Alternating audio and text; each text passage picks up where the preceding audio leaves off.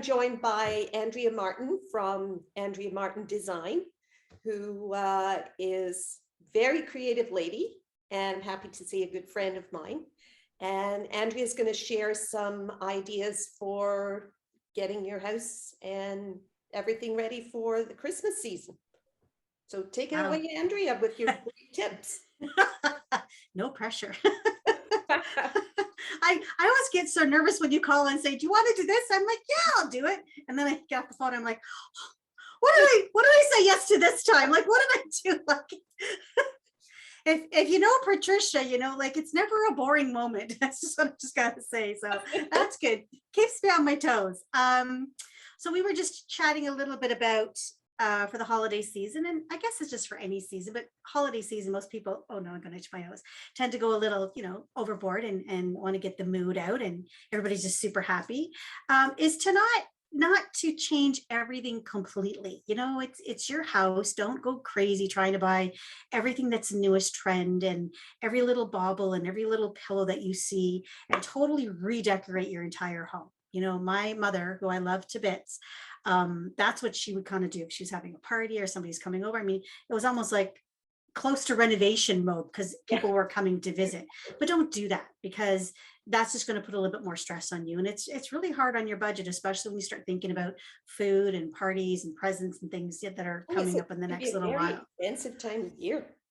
So just pick a couple of key areas, you know, like pick a couple of rooms in your home that you know you're going to spend the most time in. For me, it's my family room, which is right next to my kitchen, which is right next to my front entryway. So that's where we live the most. I don't personally do bedrooms and I don't do bathrooms and things like that, because that's just a lot more work. It's a lot more money. And I just don't have the time to do it anymore. When I was younger, I did, but I just don't. And really and truly, I mean, you're in a powder room for 4 or 5 minutes and then you're out again. So I would rather spend my efforts on the places where I spend the most amount of time, and I'm going to enjoy what I see. I mean, I don't know how many people put a Christmas tree in their powder room. Typically your Christmas tree, if that's what you do for holidays, you put it in a main space, you know, you don't even put it in your formal living room anymore because you can't see it. You put it in the TV room where you hang out, because then you get to see it every day, right? That's exactly. And just to your point, we have a Christmas village that has grown over the years. Oh, yes. Yes, like, I have one of those. More and more ornaments. And of course, the table that we put it on is now getting bigger and bigger. And we used to put it in what was our formal sitting room. And which I've, of course, now since COVID, I've changed that into my home office permanently. Yeah. And so I thought, why would I put those in there when we don't see them? It's not like we spend time in there other than for business. So, you know, what we did was we just modified the layout of our furniture in the family room, and the table, the village is in there, and it's beautiful at night. It's all illuminated. And yes. And you get to enjoy it. It's not hidden away somewhere. Yeah, exactly. Well, there's a photo that I sent, and I guess Nick's going to pull one up to show you, but I think there was a photo that I sent, trying to think here. I think maybe it's an end table. I'm not sure if I sent it to him, but what I've done with a collection of houses, because my mother has donated her collection to me, and I have about 15 of them. And when I grew up, they were under the tree. The village was under the tree. And then as I got older, it went to a table. And then one year I had it up on a huge, big mantle.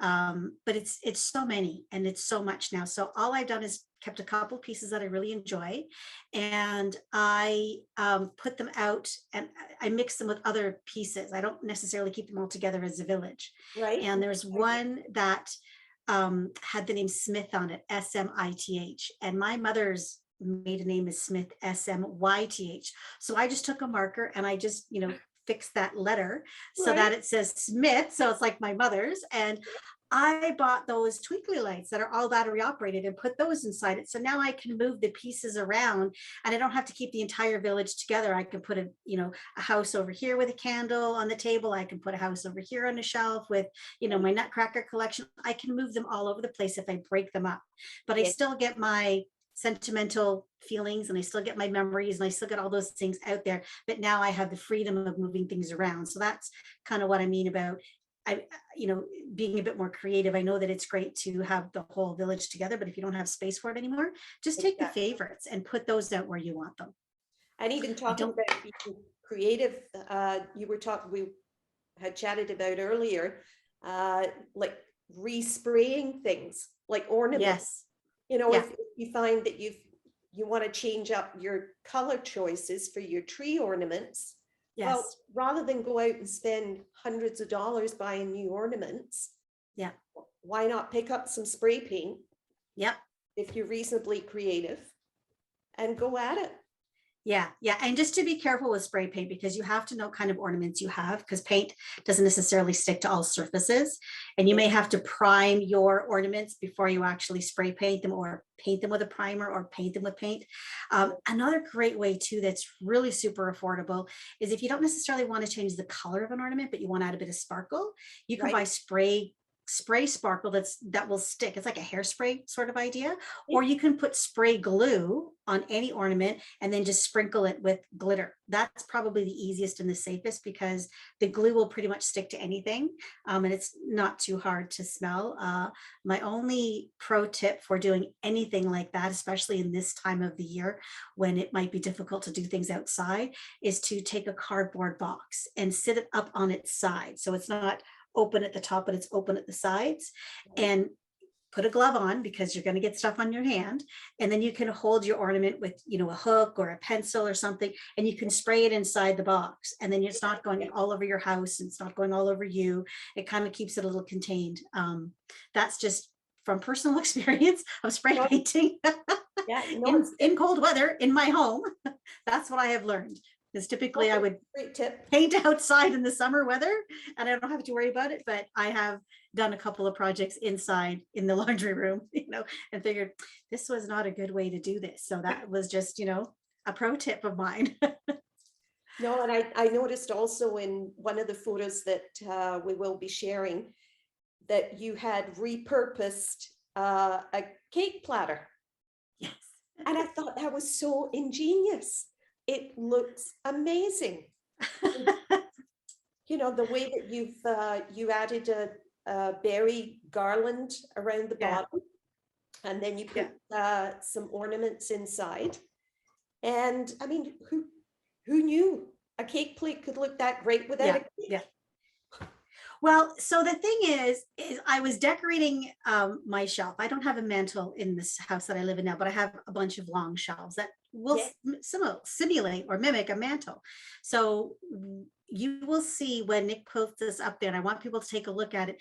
If you count how many objects are on there, there's going to be odd numbers, and everything is done in triangles. If you look at everything, you will see if you start from here and you go up and go down, oh, that's a triangle. You start from here and you go down, oh, that's another triangle. So things are set up that way deliberately, because that's how we like it to look in our brains. That's what's comfortable in nature. That's how I've sort of design scaped or decorated that mantle.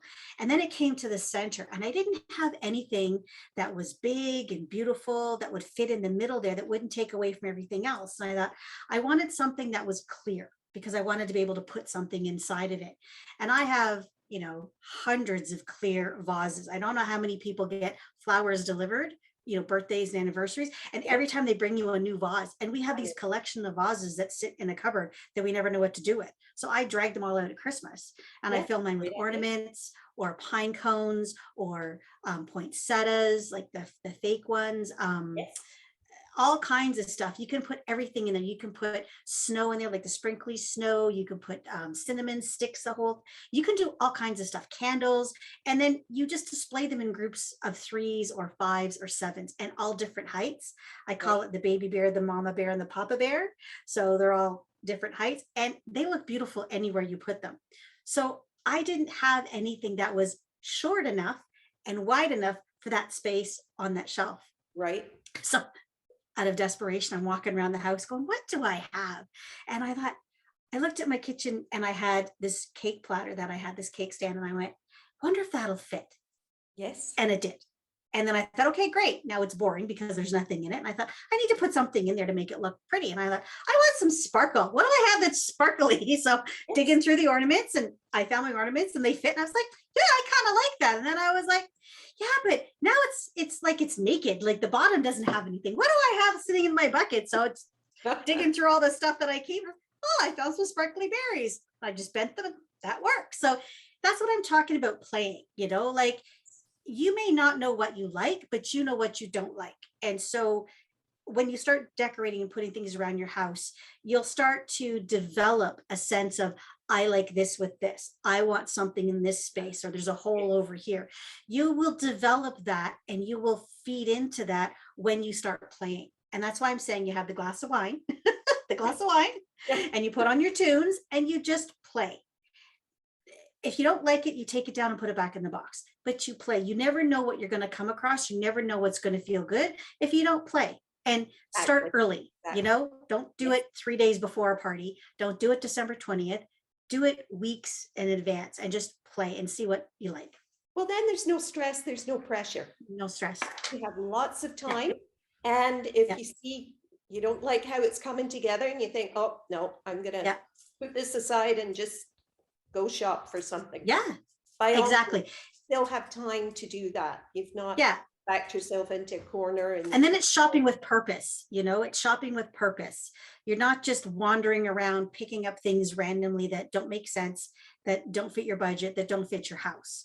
Yes. You have a goal in mind. You're seeking, you're actively hunting and seeking for something. So it's purposeful time. It's not wasted time. That's when I decorate and when I design, that's what I do. I always have a plan. I always know what I'm looking for. And I go, and if I don't seek, I go to the next. But it's not just wandering aimlessly. No, because the photos that, again, that we're going to share during the video, where you've done the whole family room, you've literally changed out the cushions. I think we got some afters as well. Like, what a lovely idea.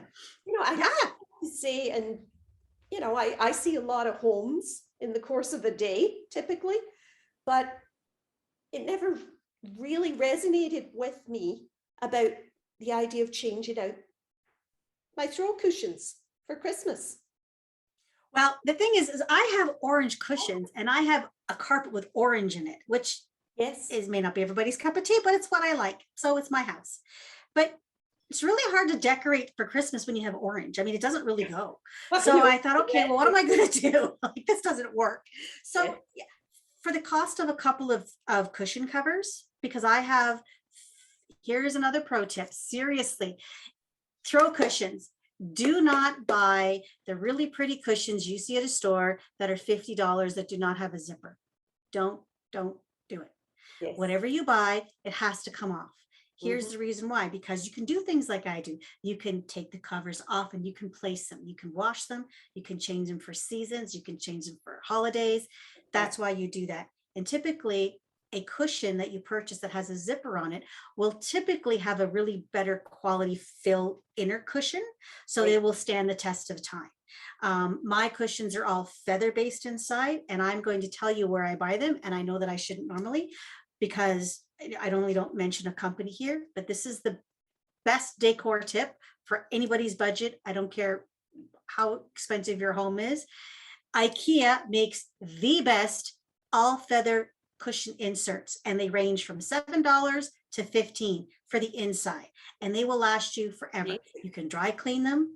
They fluff up great. They're really hard wearing, and then you can put any cushion cover on top because they're standard sizes now. Yes. 10 years ago, they weren't standard sizes. You bought IKEA, you had to stay with IKEA, right? Exactly. But now you can buy expensive, beautiful, gorgeous cushion covers anywhere you want, or get them made, and you can use the inside. So that's just the next pro tip. So it might seem extravagant that I've changed up my cushion covers, but I have $8 cushions, right? The insides, and then I just buy whatever cushion cover floats my boat, whatever I think is cute and I like goes with my decor. That's and another friend of ours, Amber Dinda from Glen Abbey, I just saw on her, I think it was her Facebook or Instagram, she just shared yesterday, in fact, the cushion She makes covers. custom, she She makes does, custom covers. she will do Yes, custom covers. yes, And yes. So you can get whatever you want then. Your exactly, family's name on them, your kids' name on them. If yes, there's a certain kind of quote that your family resonates to, like if you, our family's into all the Christmas movies, and we all have T-shirts with different quotes from the Christmas movies for Christmas morning. Yeah, we're kind of crazy that way. I can't repeat my husband's because there's a lot of swear words in there. His favorite movie is Christmas Vacation, the Christmas Vacation one. So oh, yeah. that's ours too. So the Watch that movie. Clark Griswold's rant, you know, his big Yes. rant. There's two Yes. of them. Yes, well, that's my husband's shirt, and my son's got the other one. Oh yeah, everybody. So you could get those kind of things put on a cushion, you know, if that's your family thing, or the elf one, Yes. you know, Buddy the Elf, what's your favorite color? Like all those things, you could put those things on to be really, you know, personalized for you and your family. Exactly, exactly. And I love how from the photos again, how you grouped everything. You were Yes. referencing that earlier where you go with that triangle shape and Yeah. it'll be an odd number of items. And I remember that even back from when I did the Canadian Staging Professionals course many Yes. moons ago. It was all about odd numbers. Basically. Odd numbers. You have Odd three numbers or work. something or five or seven, but you don't And have different heights. Different heights and odd numbers. Exactly. Yeah, there's a photo I think I sent, and there's nutcrackers on the shelf, and then there's a white house with a black roof, and that's actually new. So that was what I'm trying to get at, is to make sure that, you know, you edit and you take inventory of the things you already have, and then you can add some new pieces with them. They don't have to match, they don't have to be the same style per se, but there has to be something common. So I think in one of the nutcrackers, I think there's a black hat. So then there's a black roof, you know, and then the nutcrackers are tall and the house is a little shorter. And then I think there's a red ornament next to that too, which There is, yes. pulls up the red from the other nutcracker. So those are common things, but they're all completely different pieces. But because there's a common color, or there's a common shape, or there's a common size, you know, those things are what make it all look good together. And it's mixing your old with your new. And that's how you kind of put that all together. Yeah, and the end result, as we see from the photos, looks spectacular. Yeah. It really does. Well, my husband came downstairs. He's like, Christmas just threw up all over our living room. And I'm like, well, you know, it begins. And I really like the wreath wall. That's the thing that I've been doing for about 12 years now, because I am a wreath junkie, and there's only so many doors in your house that you can put a wreath on. So every time I buy a new wreath, like I don't want to part with them. It hurts me to pack them up. So I haven't, I've just kept them. And every year I find a new spot for my wall of wreaths. And my kids, like my daughter said, I just picked her up yesterday. We were picking up some stuff for her, and she's like, so where'd you put the wreaths this year, Mom? I said, because she said, I noticed that you didn't take down the family photos. And I said, no, I got a new spot for them this year. Oh, where'd you put them? I said, well, I'm just going to have to come and check it out, or look at my Facebook page when I post it. But I'm like, no, I just did something different. And I've done it in the kitchen. I've done it, you know, at the entranceways. I've done it with lighted wreaths that light up. I've done all kinds of stuff. But I mean, again, that's using what you have and playing around with it. And if you look at that wall, there's all the wreaths make triangles, and there's all odd numbers. And that's the same thing, that, you know, just because it's supposed to be for the outdoor door doesn't mean you can't bring it inside and enjoy it too. No, exactly. And again, the end result, it looks beautiful. Mm-hmm. Really I'm just waiting for somebody to knock them off the wall when they come in the front door, but that was just my only. Well, hopefully not. You know, they've been warned. Well, I've got the bench in front of it with the pillows, so hopefully that'll give it a bit of protection, but they'll be warm. But yeah, it's you have fun with it. I mean, Christmas is for us, I mean, we got married at Christmas. Our whole family was there. It's the only time of the year we could get everybody in the same place. Yes. So it holds a little bit of extra meaning for us, but everybody's in a good mood. And because everybody wants family, and everybody wants to make memories. And so when it comes to decorating your home or design or anything like that, the whole idea is it's got to reflect who you are. It's got to be cost effective, and like, have fun with it. Don't live in something that doesn't feel like you. I don't care if it's not trendy. Nobody has orange carpets anymore, but I love orange. So it's in my house, you know, do what you love, because you spend the time living in it. It has to feel comfortable for you. It has to be relaxing and safe and comforting when you're home. Don't just do it because it's trendy. Do it because it's your house. Take ownership, take pride, and make it reflect who you are. Yeah, yeah. No, those are all excellent points. Yeah. And so, Andrea, I know you've decorated some homes for other people who are maybe Yes. not quite so creative as yourself. And there's some photos that, again, we're going to share. And one in particular that I saw that was spectacular of the dining room.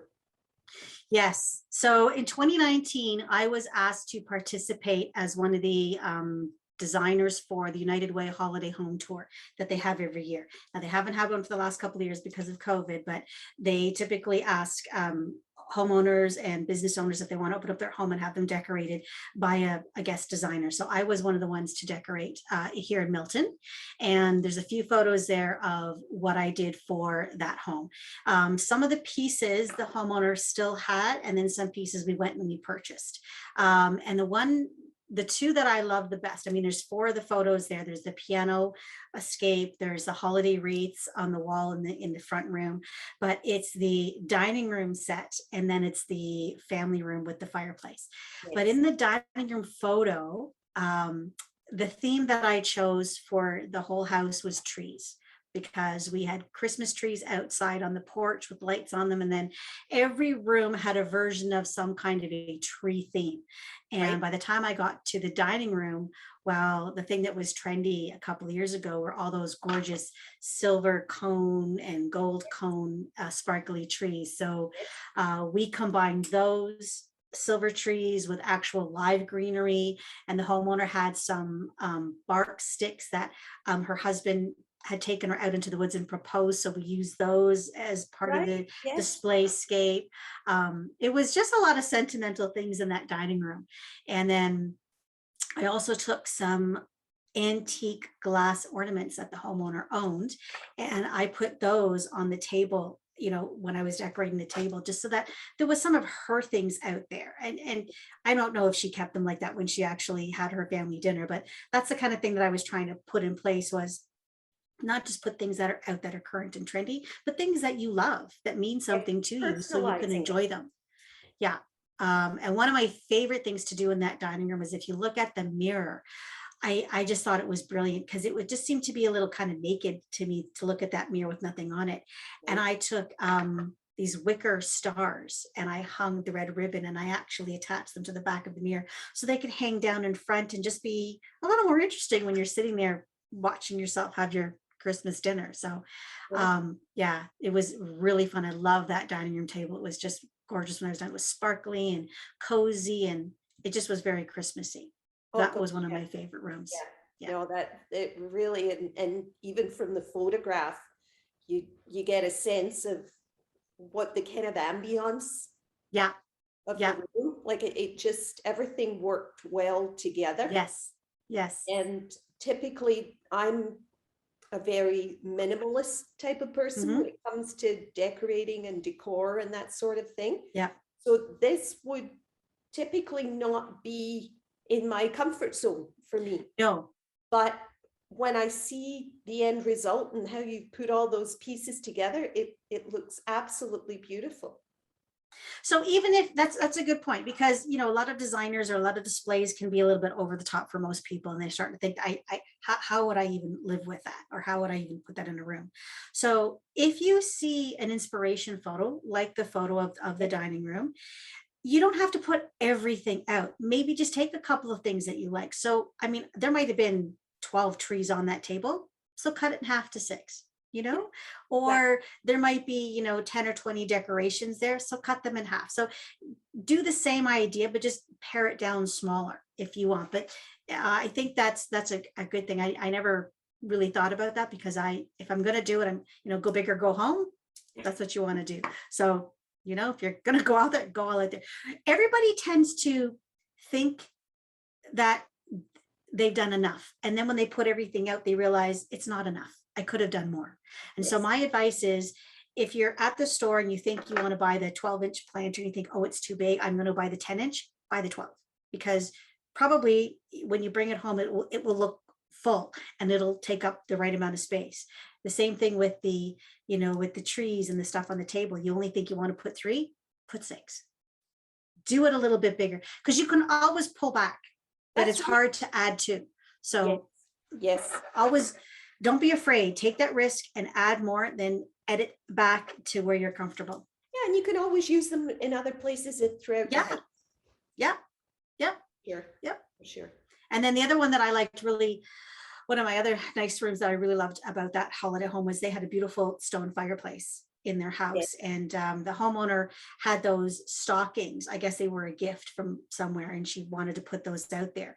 And there's 4 people in her family, but she didn't know what to do with the top. And like, again, this was a show home to raise money for United Way for the charity. So again, go big or go home. So we just got a whole bunch of things. And if you take a look at everything on that mantle, you'll see different heights of things. And that's what I talk about with the baby bear, mama bear, papa bear. You have to have things that are different heights, and you have to have things that are in groupings of 3s or 5s or 7. So I'm getting some feedback here. And that's all done like that. So don't be afraid to use the space and go up. Everybody tends to spread out, but you can go up. Like you have height, use it. As long as it's safe, go up and put things out onto display as well. Yeah, because you don't want everything the same height. Then it looks like they're lined up like soldiers. Yeah, and it's boring. Yes, it is. And it's boring. It's just, it's boring to look at. So yeah, so most homes are 8 feet high, and depending on how much wall space you have, everybody stops at about 5 or 6 feet, but there's all that space that you can still do stuff with. So use it. You pay for it, use it. For sure, for sure. Really appreciate you taking the time to join us today and for sharing beautiful before and after photos of some of your incredibly creative work. And look forward to chatting again soon. Okay, well, thank you so much. Thank you. Bye-bye. Bye.